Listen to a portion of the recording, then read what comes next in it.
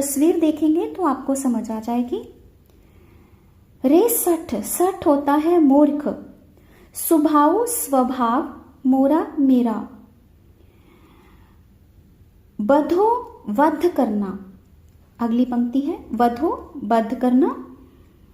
केवल मुनि जन जड़ जाने ही मोही, मोही का अर्थ होता है मुझे। इसका इतना समझते हैं पहले।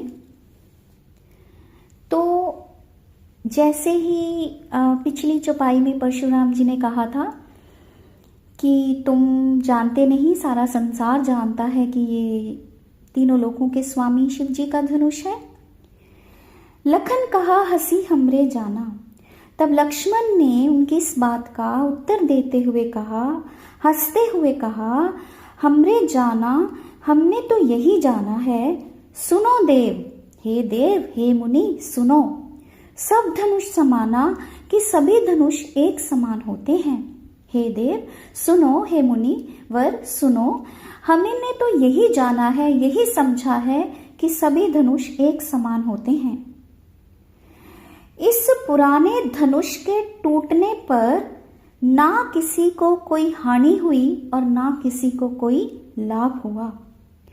देखा राम नयन के भोरे। राम ने तो सिर्फ आंख भरकर इसको देखा ही था कि ये टूट गया। छुअत टूट रघुपति ना दोसो। रघुपति ने, राम ने इसे अभी छुआ ही था, स्पर्श ही किया था कि ये टूट गया, तो इसमें राम का कोई दोष नहीं है।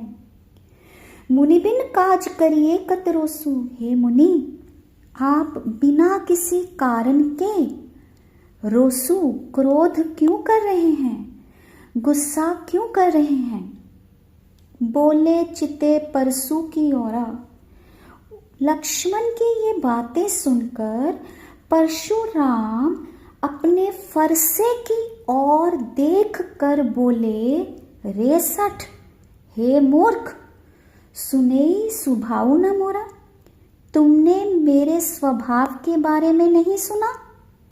बालक बोलो बधो नहीं तो ही। इस वक्त मैं ये समझ रहा हूं कि मेरे सामने एक बालक बोल रहा है, इसलिए मैं तुम्हारा वध नहीं कर रहा हूं। क्योंकि जो मुनि होते हैं वो अक्सर ये समझते हैं कि बालकों पर अपना जो हथियार है वो नहीं चलाना चाहिए, बालकों को कुछ नहीं कहना चाहिए, बच्चों को कुछ नहीं कहना चाहिए। तो इसीलिए परशुराम लक्ष्मण जी को कहते हैं कि इस वक्त मैं ये सोच रहा हूं कि बालक मेरे